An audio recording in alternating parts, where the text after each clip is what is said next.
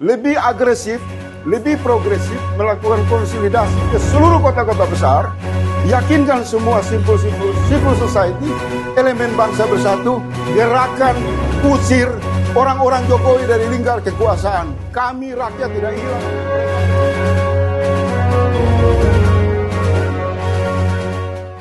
Apakah berhenti hanya pada 100 hari, atau kita akan terus memompa kesadaran publik untuk puncaknya pada bulan April, di mana berhadapan langsung dengan janji Prabowo untuk melakukan reshuffle, evaluasi total terhadap kabinet.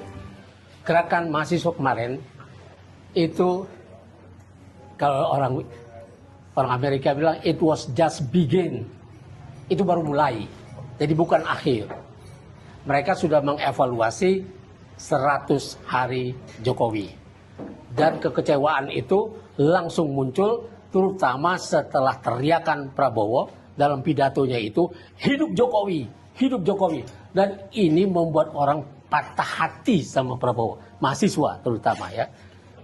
Jadi simpulan Bung Faisal bagaimana? Apa yang dibicarakan Bang Ishak itu mewakili realitas yang terjadi. Tidak perlu saya tambahkan. Dan poin penting itu memang harus ditangkap. Untuk menagih, apakah Presiden masih menampung para brutus-brutus dari perwakilan rejim lama Jokowi itu, atau kemudian Presiden mengambil sikap 17 menteri yang namanya sering disebutkan di publik itu diusir keluar, sehingga rakyat melihat Presiden tidak menampung para gembong politisi busuk, pengusaha-pengusaha bermasalah, profesional akal-akalan yang disebut menteri-menteri bermasalah itu ya. Jadi saya kira kita akan ketemu di momentum akbar antar elemen bangsa, memperkuat barisan, pastikan pada bulan April gerakan besar mendesak Presiden untuk mencopot para menteri-menteri titipan Jokowi itu menjadi keinginan bersama. Harus ada keberanian dari seluruh elemen rakyat dan mahasiswa. Tidak boleh membiarkan menteri-menteri titipan Jokowi seolah-olah mereka aja yang perkasa, mereka aja yang hebat. Suara rakyat sudah jelas. Usir mereka. Tidak boleh ditampung. Kalau Presiden masih punya kesetiaan yang kuat kepada Jokowi dan loyalis Jokowi di kabinet, ya udah. Tidak ada lagi harapan. Oposisi akan berhadapan secara tegas dengan Prabowo, dan bulan April itu adalah penentuan. Jadi kita tidak mundur. Bukan hanya mahasiswa, rakyat akan melakukan konsolidasi secara natural untuk melakukan apa yang mereka maksud sebagai people power, revolusi, itu nggak bisa dihilangkan. Berarti kalau Prabowo tidak mendengar suara rakyat dan mahasiswa, peristiwa Mei bisa terulang kembali ya? Oh, itu sangat mungkin. Sangat mungkin, karena keadaan rakyat ini sudah lelah dengan kehidupan yang susah selama Jokowi. Ketika mereka diabaikan sebagai rakyat, ya, ketika tanah-tanah mereka boleh diberikan kepada konglomerat untuk PSN atau dengan cap PSN, ya, maka rakyat ini menjadi tidak punya pelindung.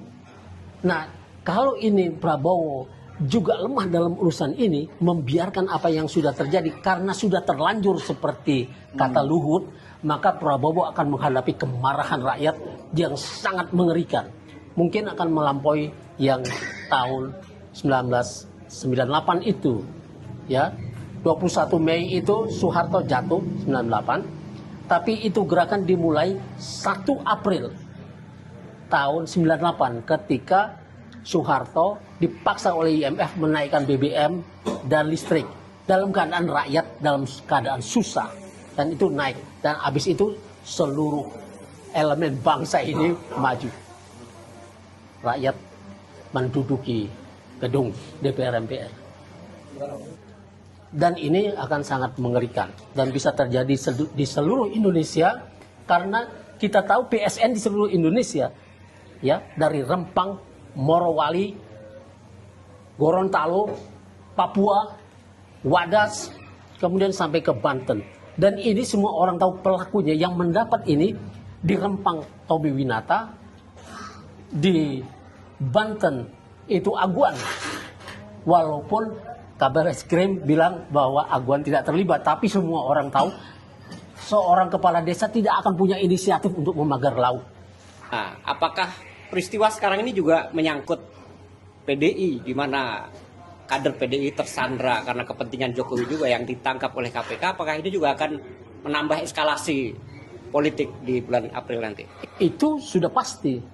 Sudah pasti, dan kita sudah lihat gejalanya di masyarakat, ya, di mana saya berapa kali bilang bahwa Megawati tidak akan memaafkan Jokowi. Dan Jokowi juga orang yang tidak mau memaafkan Megawati. Maka perang ini akan keras. Dan Jokowi akan menggunakan Prabowo untuk menghancurkan orang-orang PDIP di mana-mana yang bisa dia lakukan. Begitu. Jadi Presiden Prabowo harus memilih, dia pro oligarki atau pro rakyat. Ya, saya kira tadi sudah kita tegaskan. Iya.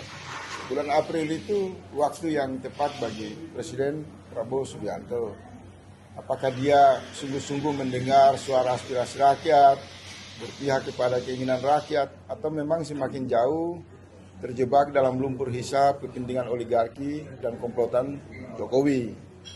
Jadi saya kira April adalah momentum yang tepat bagi seluruh elemen bangsa menyiapkan kekuatan yang jauh lebih besar, datang dan turun ke jalan lagi untuk menegaskan kepada Presiden bahwa Presiden harus menarik sejauh mungkin persenyawaan, kohesi, afiliasi politik yang tidak memberi untung apapun dengan kelompok Jokowi.